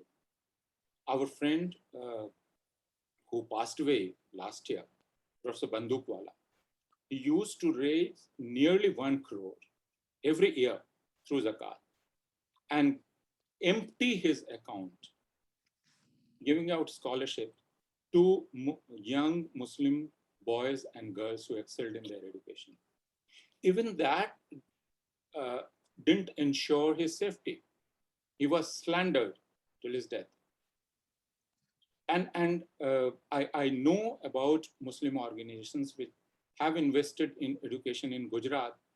Recently, they were charged with money laundering and linked with conversion. So that is what is happening. If Muslims invest in education, it's seen as conspiracy. It's seen as a conspiracy to enter state apparatus. So this question is very unfortunate, very, very unfortunate. Thank you. So what is your second question? Go ahead, and I want you, the panelists, to be very brief. Go ahead. Rafat, don't allow more than one question to anybody. Okay, so Himalaya Saab, we will come back if time permits. So please. Thank you, sir. I just want to make one intervention as what Dr. Apoorvanand said. Professor Apoorvanand, my father is a Hindu and my mother is a Muslim. So I don't have any attitude against any Muslim. My question was that the oversensitivity thing, that overreaction thing that I said, was like the reaction we saw against in this prophet comment issue. I mean, there was no need for such a reaction. Whether the Hindus do it, if someone tells them, says something about their gods, or the Muslims do it, it's the same. And you can't treat one in some certain way and the other in certain other way. Thank you. Thank you very much. Yes, yeah, we understand that. And that. Just a half a minute to respond to that. First, it doesn't matter if you are a Hindu or a Muslim. Arif Muhammad Khan spreads Islamophobia more efficiently than any Hindu. So it doesn't matter. Second, the reaction of Muslims to the insult to the Prophet was not only limited to that. We must understand. This was an anger and frustration, pent up anger and frustration of humiliation of last 8 years, which erupted. So it's not that when they react on any secular issue, like they did in anti-Shia movement, what was that? Was that overreaction? Even then they were brutalized and killed. So that we must keep in mind. Thank you. Rudrashu Singh and then Fazal Khan. My question is to Mr. Yogendra Yadav and Mr. Prashant Bhushan jointly. And my question might appear to hit you below the belt, but I would ask it, that when you joined India against corruption, did you not have in sight that you are indirectly supporting the right wing?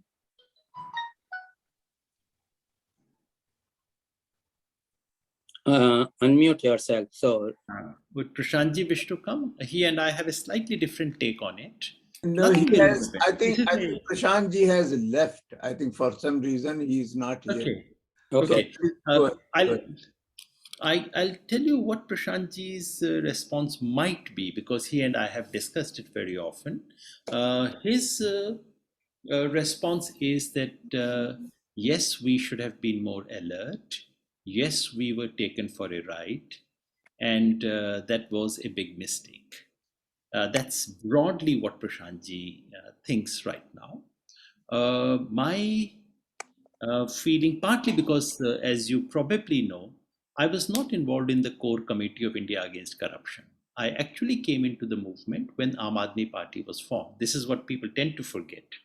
But I do think that when such a mass upsurge takes place, our choices in history are not determined, our role and challenge is not merely to stand out and say, this is wrong. For example, students are on the street right now, youth are on the street for the last 2-3 days.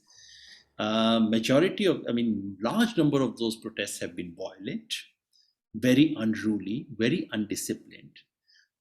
Still, I think my role is not merely to do what television anchors are doing. Oh, these are unruly mobs. Oh, they are, semi-terrorists. Do they deserve to be in the army? My first sense is to say, okay, why is it that they are on the street? What is it that they are doing? Is there something real there that needs to be thought and that needs to be supported? And then to see why is it that they are turning into violence? My reading at that time, when India Against Corruption movement took place, was that the movement was truly responding to something real. Something was completely rotten at that time. And that instead of simply, and I personally did not, and you can go and check the records, I did not agree with the idea of Lokpal, unlike Prashantji. I thought Lokpal was not a solution. But I thought the movement But sir, was, where did that figure 1,76,000 crore come from? And how did you believe it to be some gospel truth by a man called Vinod Rai? And that whole process weakened the legacy of Mahatma Gandhi because it has completely finished the Indian National Congress. Don't you think so? That Okay. movement finished. Yeah, Yogendra Indian Saab, National yes, Congress. yes or no, please. Can I respond? On the gospel truth of that figure, you probably need to speak to Prashantji.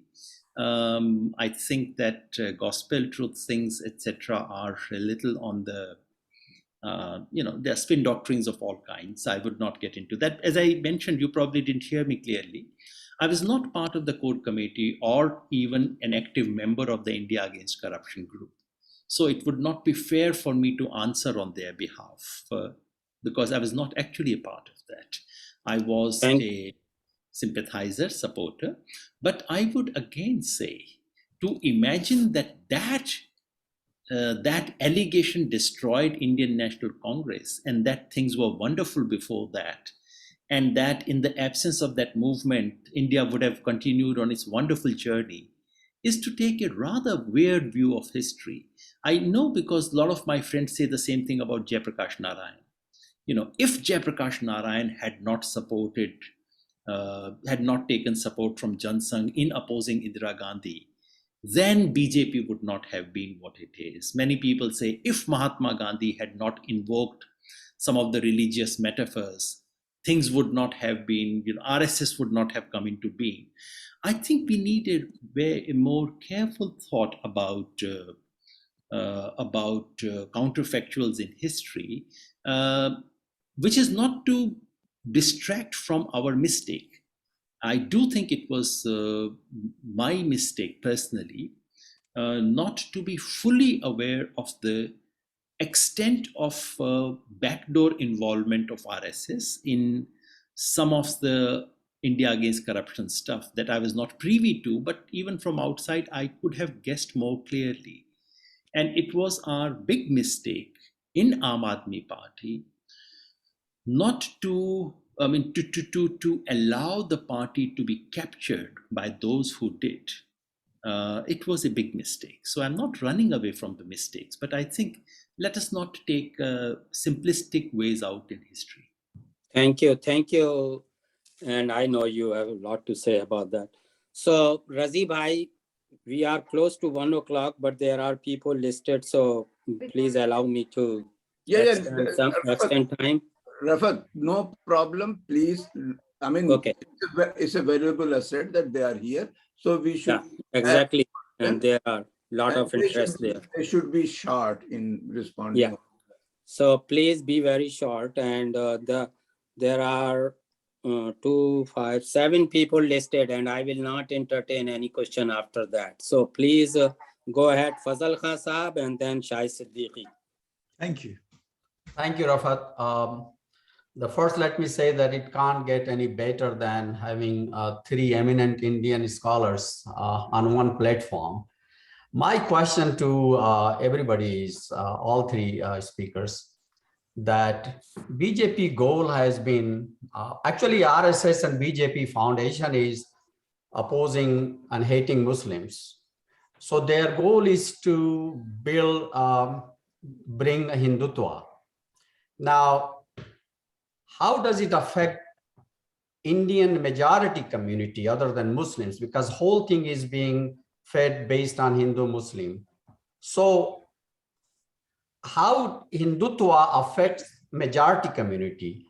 Unless that hurts the majority community, they are not going to speak for Muslims or any other minority being hated and affected. That's a very good question. Thank you, Fazal Bhai. So go ahead. There are only 2 speakers left. So please go ahead. Apoorva भाई आप कहिए कुछ. In my understanding, what it will do to Hindus is to turn them totally subservient to the RSS in return of the power that they will give over Muslims. What RSS is doing and BJP is doing, it is decentralizing violence. It is decentralizing hate, and it is giving power to nearly all Hindus to do whatever they want to Muslims and Christians. In return, it wants control over their lives in all respects, all aspects. How they would celebrate their festivals, which, for example, in Kerala, they started telling Hindus there that they should celebrate Vaman Jayanti when Onam is celebrated, in place of, because our Malayali friends celebrate Bali. But BJP suggested that they should celebrate Vaman. They couldn't succeed. Similarly, in West Bengal, the slogan was, no Durga, no Kali, only Ram and Bajrangbali. So the idea of Bharatiya Janata Party or RSS is to homogenize the Hindu community, which is very diverse. There are diversities within Hinduism itself. So I conclude, in return of gift of power to do violence to Muslims, what it wants from Hindus is total subservience. That is what they would remain, slaves of the RSS. Thank you. Okay, Shai Siddiqui sir. Thank you very much for all the speakers. My question is for both Yogendra Yadav ji and Apoorvanand ji. Prashant Bhushan ji had given a background on how the government has controlled the media, the judiciary, and many other government institutions in a way that doesn't work for minorities. And so my question is that in an excellent forum like that and with intellectuals at your level, how would you bring the narrative that Dr. Yogendra Yadav mentioned, that this narrative should be such that it can influence masses to sort of bring out the truth, the scientific pursuit, the intellectualism, the truth.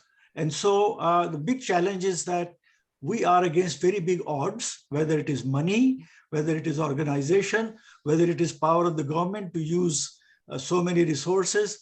The problem is that all these efforts that we are seeing now, which are very commendable, they are very minuscule and very disjointed. And so this is very unfortunate that something which is very sincere and something that is very commendable is so fragile. So the question is this. No time. So my question is for Yogendra Yadav ji, when you talk about the narrative, how could we go against the stream and make the narrative in a joint way? Allow me to link this question with the previous one where Apoorva Bhai gave a very good answer. So just to extend that, I would say BJP wants us to believe that their problem is only with the Muslims. BJP wants all of us to, and therefore the idea is to isolate the Muslims. You know, we have no problem, everything is lovely, it's just the Muslims we have a problem with, and Muslims have to fight it out with us. I think the most important thing is, as Apurva Bhai said, this is causing deep damage to Hinduism, deep damage to the very core of Indian civilization. Hinduism is a religion that one should be proud of. Yes. I'm not a believing and practicing Hindu, but nor am I believing and practicing in any other religion. But I do think that just as we feel from outside that there are many things in Islam worth celebrating, being proud of cherishing it, in Sikhism, in Christianity, similarly, and unfortunately we have forgotten to say these things. Similarly, Hinduism, like all religions of the world, is a repository of some deep human values, specifically, I mean, these are more generalized statements, but I could, you know, if there was time, I would have gone into specificities of what is it that we should take proud of, be proud of the Hindu cultural heritage. The trouble is that BJP is out to destroy all that which is worth cherishing and taking pride in about Hinduism. This is reducing Hinduism to a imitation of what they think is other religions. So it's actually such an imitative response, imitative response of the colonized, a colonized who suffers from inferiority complex. I really feel much of the RSS BJP ideology is an expression of a deep sense of inferiority vis-a-vis the white man, vis-a-vis the powerful. And that is what has taken this is a diseased way of looking at Indian civilization and Hindu civilization. So of course, flattening out of Hinduism, converting Hinduism into this plasticky religion, which is about that image of Hanuman and a bit of Rama, this is so unless we can foreground this challenge, that what the BJP RSS is destroying is not merely the rights of minorities called the Muslims, or possibly also Christians, and one day even the Sikhs, but it actually seeks to destroy the core of Indian civilization, including Hinduism. Unless we can convince a significant number of Hindus on this issue, secularism is doomed in this country unless we do that. Secularism, in no country of the world can secularism be saved merely by constitution or merely by minorities coming together. In the last instance, majority must believe that secularism is not charity, that secularism is about defending the core of their own being. Thank you. This is where we have failed, and this is where we need to work. And on that, as I said earlier, Shahid Saab, nationalism is a resource that we need to draw upon. We don't need to invent a new ideology. Indian freedom struggle gave us much of what we need today. We just need to recover and reclaim that. Thank you very much. Thank you. Thank you. Excellent analysis. Thank you so much. And next person is Nyland Fernandez, and after that Satyanath Chaudhary Saab. So please be ready. Go ahead, Lionel Saab.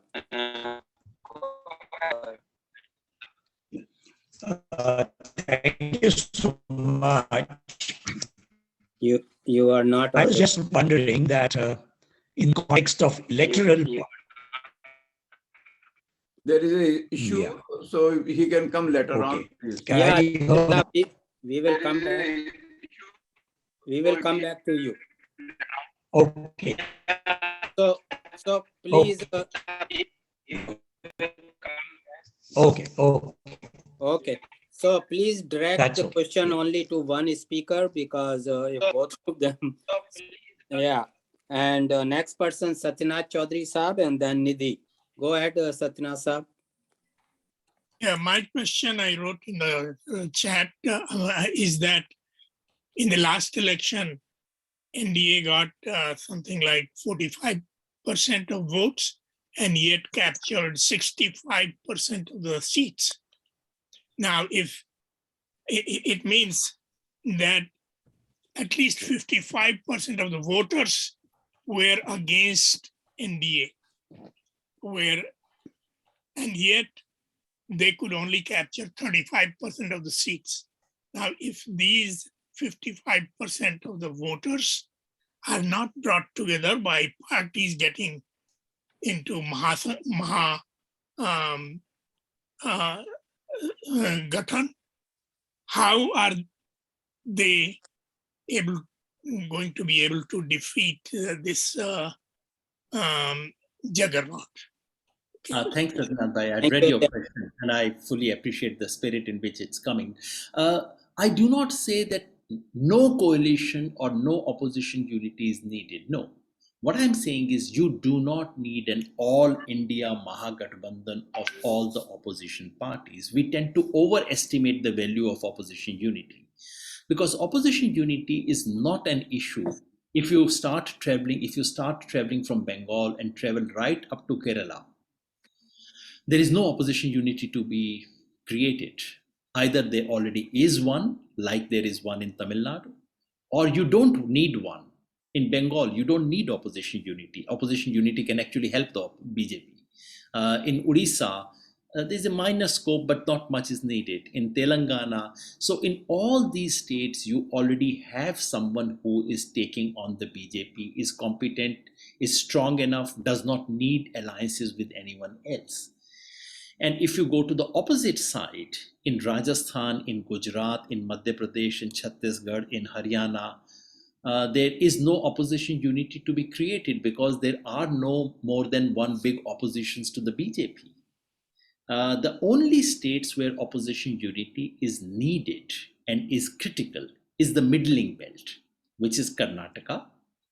There is a possibility which was worth exploring. It's difficult. Maharashtra, where there already is an MVA, if it persists till election, that would be very useful. Jharkhand already has a bit of an opposition unity, but needs to be sustained till Lok Sabha election. And in Bihar, if there is a possibility at all of RJD and JDU coming together, that's worth looking at. But honestly, apart from these states, there are not many places where opposition unity is either feasible or required. Thank you. Thank you. And grand opposition unity could actually work to Mr. Modi's advantage symbolically and in terms of visuals. That's false. No, thank you, Satyanath Saab. Fernandez Saab, please. Are you back? Yeah. You see, No, I don't. I think you has already answered my question. Fernandez Saab, put your question in the So, please put your question in chat box and I will ask. Thank you. Because you are not audible. you have Okay, the next my question has question is already Nidhi. Thank you, Raji Saab. So actually, yeah, my question I already put it in the chat. Yes, I just put it in the chat earlier that basically it's a question to Yogendra Yadav ji, and Prashant Bhushan ji is not there. So let me just ask Yadav ji that what is the future of Aam Aadmi Party in terms of any opposition? And as we know, another person in the chat has just mentioned that Aam Aadmi Party has been associated, of course, with a Hindutva ideology as well, or there's concerns about that. So as a political scientist, but also as a civil society organizer, what do you think would be the future for Aam Aadmi Party as an opposition? Nidhi ji, I wish I could give a decent answer. And believe me, I'm not, this does not carry any anger that I may have had with leaders of Aam Aadmi Party, because right now I'm in a frame where I'm looking for every possible ally in this larger battle. The question is Aam Aadmi Party one of those allies, if not the ally? At the moment, my answer is not very encouraging. I do not get encouraging signs for two reasons. Number one, Aam Aadmi Party's short-term interest and BJP's long-term interest coincide for the next 2 years. There's a perfect alignment. For the next 2 years, Aam Aadmi Party has to go wherever Congress survives, and they need to destroy Congress in order to emerge as the principal challenger to the BJP.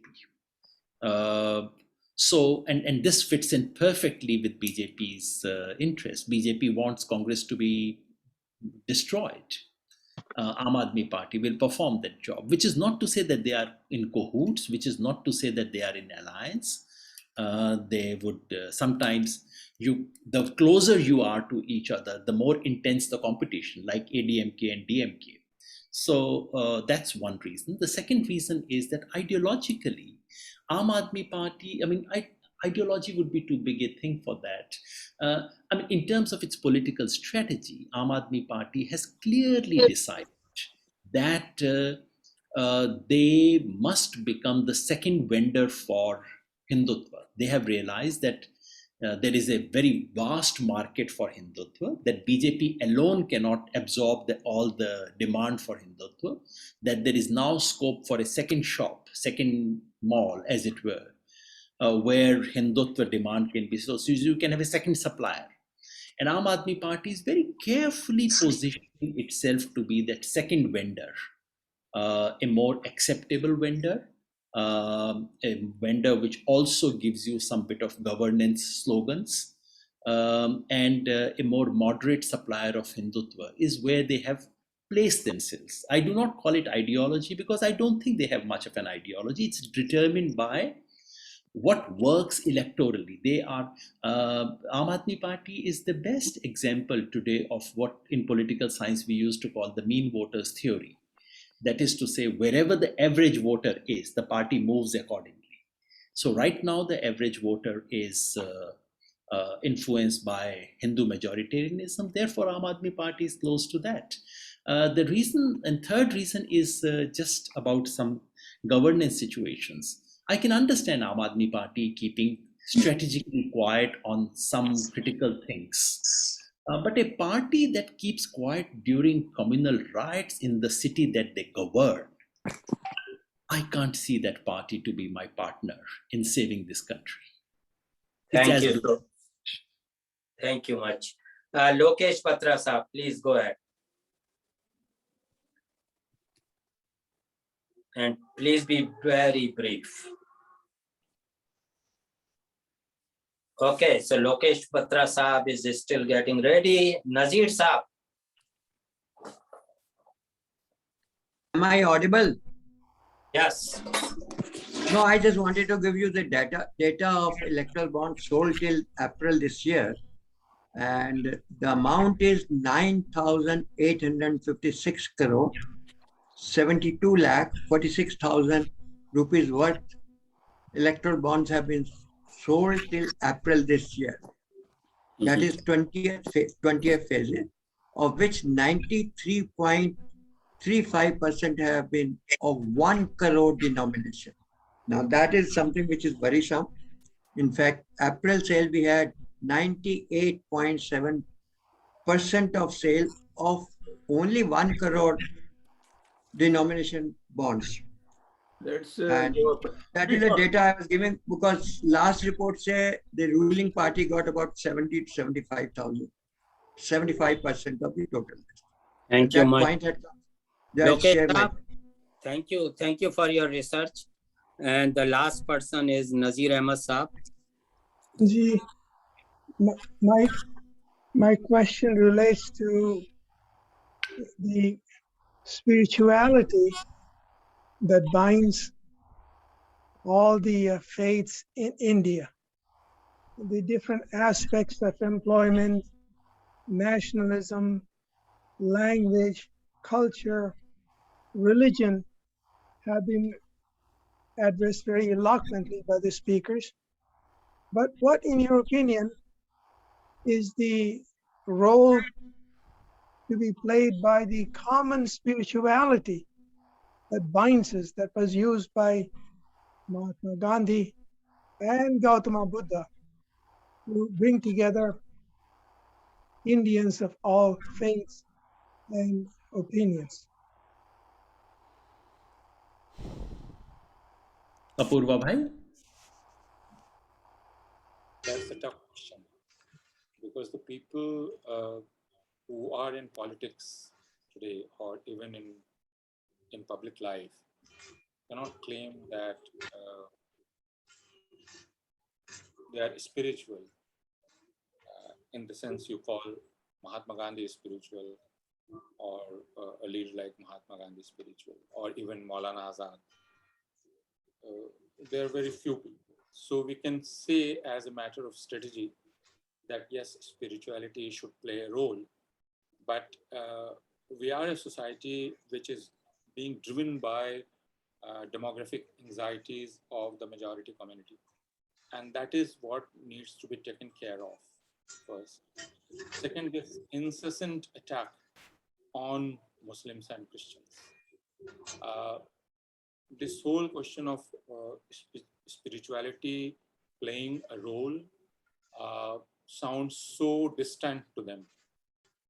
So first battle is to ensure that the idea of justice is kept alive, the idea of equality is kept alive. And yes, spirituality is not disconnected to both these ideas of justice and equality and friendship, etc., or solidarity.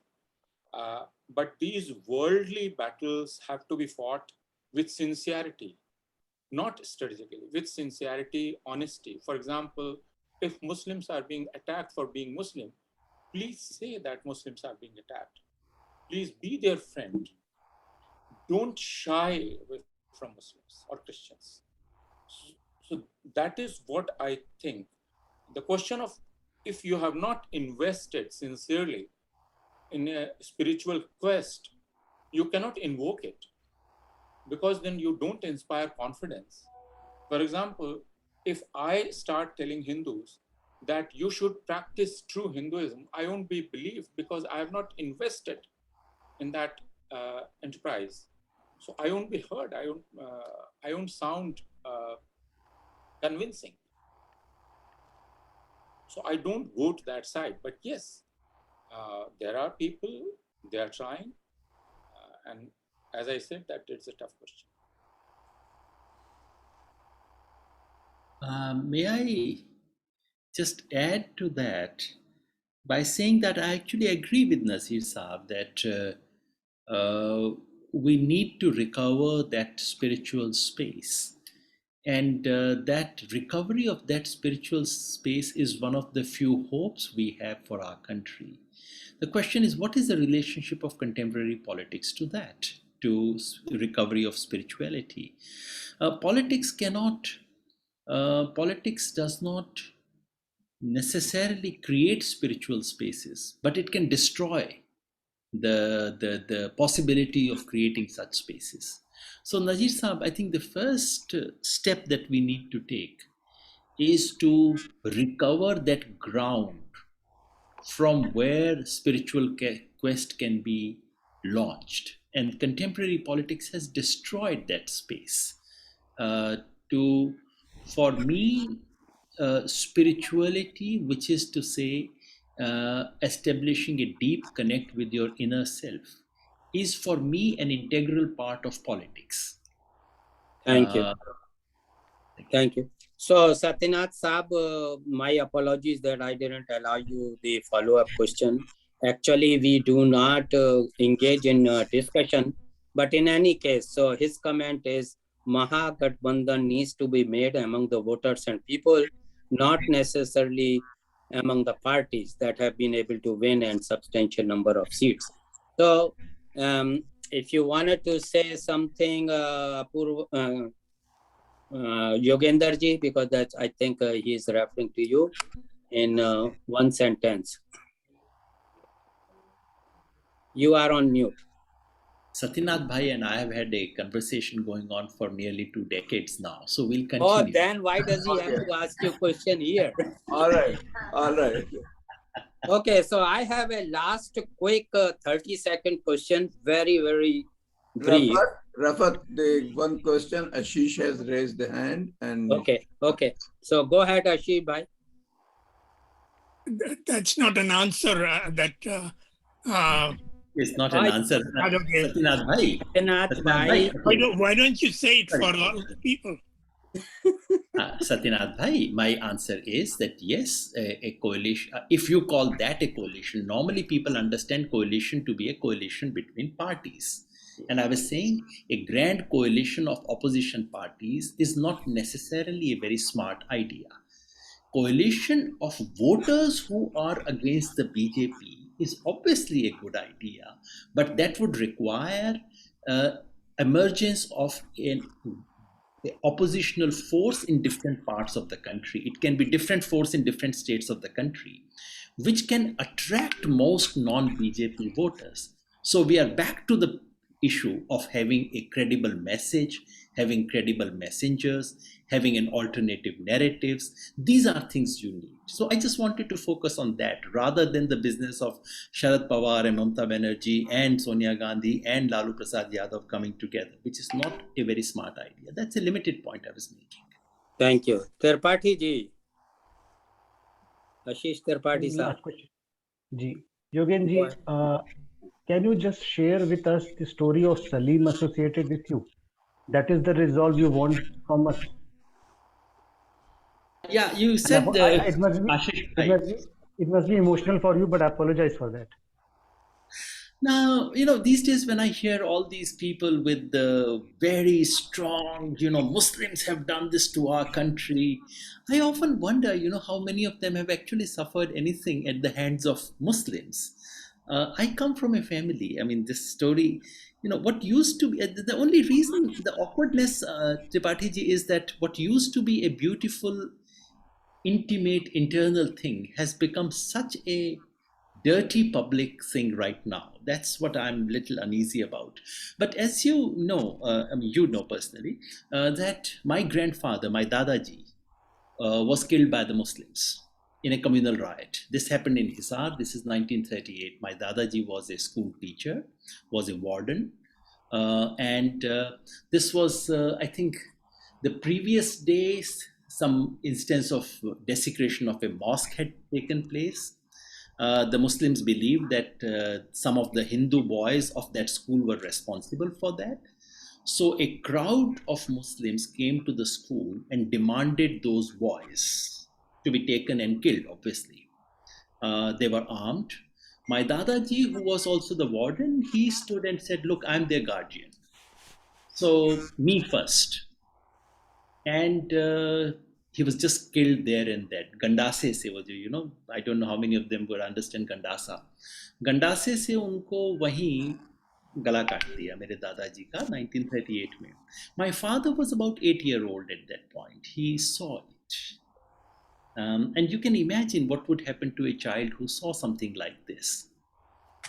And needless to say, it must have affected him very deeply. And if someone like him became an RSS person, if he became, one of these, I want to kill every Muslim type, that would have been very natural. You would understand why this happened to a man like this. But something very different happened to my father. He read Gandhiji, was very deeply moved by Gandhi. And he also saw partition violence in my area where Muslims were massacred. In this part of the country, Rewari, Narnaul, this area of Haryana, saw very large-scale killing of Muslims during partition. So maybe that something completely changed my father. And I think the only condition he put to my mother after marriage, that's in 1952, he said to her that all my children will bear a Muslim name. Now just think of it. So it's not my story really, it's my father's story. A man who saw his father being killed in front of his eyes, decides to give his children the name of that community. I think this was his way of coming to terms with that. I mean, I know of all kinds of absolutely vulgar things that have been written about it. They say he was scared of Muslims. Please remember, this is 1952 when my father was taking these decisions, not 1947, not 1938. And we were living in a small town of Rajasthan where there were virtually no Muslims. So this man decided to give his children Muslim name. My elder sister was born in 1957, was given the name Nazma by my father. My mother said, देखो लड़की की शादी नहीं होगी, ऐसा करोगे तो ऐसा करो, अपना सारा एक्सपेरिमेंट लड़के पे कर लेना, जब तुम्हारा लड़का हो तब कर लेना, लड़की को छोड़ दो. And so Nazma became Neelam, my Didi, who's here in Rewari, where I'm speaking from today. And when I was born in 1963, I was given the name Salim. That was not a nickname, that was my name. Not Salim Yadav or anything, Salim was my name, which is what I carried to school. Except that it was, everyone would ask me, अच्छा तुम्हारा नाम सलीम क्यों है? अच्छा तुम्हें गोद लिया है क्या? Are you not the real child of your parents? Which child can take this kind of ragging? I was 4 or 5 year old. I came back home and said, no, I won't go to school unless you change my name. So they persuaded and so on. My father taught me, I think, something about Gandhiji, secularism. What would register to a 5-year-old child? I said, no, I won't go to school. No child is asked questions about his name. I'm asked questions about my name. I don't want it. I will not go to school. So my father said, all right, that day I remember, he gave me 3 slips and said, you pick your name. You decide which name you want. So I picked up and I became Yogendra. So my formal name on register became Yogendra for my father, for my mother, for my sister, also now for my wife, for all my school friends, for my entire family. I remained Salim. My mother, who passed away a year ago, her last words were also about Salim, because that's the only name she knew. This would have been a beautiful story in a normal country, but we live in vulgar times. And the pain, Tripathi ji, comes not from narrating the story, because I have not seen the trauma that my father must have seen. The pain is about how vulgar this is. If you go to my timeline, my Facebook timelines and such like,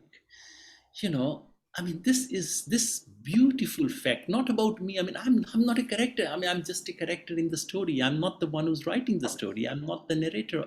I'm nobody in this story. It's my father's story.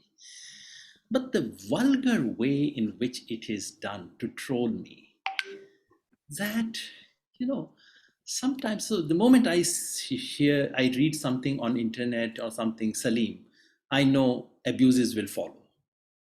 That's the society we've come to live in. Thank you. Yeah, Yogendra ji is really a sad, beautiful, inspiring, secular. So Yogendra ji, I have a very quick question you can answer in 30 seconds. So BJP keep implementing, at least in last 8 years, farmers movement, demonetization, GST, NRC, CAA, now Agnipath. And there are people who can judge whether they failed or not, but in my opinion, they failed almost on all the fronts. So why do they keep doing that? And who are the advisors?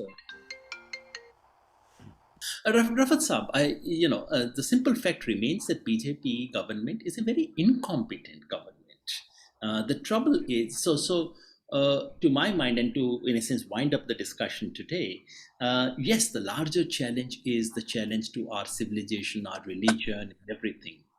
Now, in the next 2 years, the way to defeat the BJP is not to focus only on the civilizational challenge, not to focus only on the question of Islamophobia, but to convince a majority of Indians that they are dealing with a very incompetent government. That you can. I'm not sure in the next 2 years if we can convince Indians that they need secularism. And that, the short-term route is to focus on and attack BJP's very poor, shoddy governance, which would create room, I hope, for us to take on bigger challenges of religion, of secularism, and of the larger battle of ideas to recover the very soul of India. That's a battle for the next 15, 20 years. Please remember, RSS is nearly 100-year-old. Yeah. All of us disagree with RSS, but there is one thing we must learn from RSS. They worked very hard for 100 years. Are we willing to work hard for 100 months? Yeah. Thank you, Salim Saab, or let's say Salim Hussain Saab, because I'm so impressed. I am giving you my last name. And you, thank you so much. It was a wonderful session. All three speakers and Ashish. Yeah, Professor, please. What Yogendra said, I agree with him that we need to talk to the majority community, but we must not forget that Muslims are also part of the Indian story. And if you stop talking to them and you only busy yourself with convincing Hindus that these are the issues and this government is thoroughly incompetent, I'm afraid that Hindus just don't care whether the government is incompetent or not, or whether it has failed or on all economic issues or front. You need to keep talking to Muslims. Muslims are very much active subjects of India. They have an agency, and you cannot ignore them and win the battle. That is what I want to say. Thank you, Raja.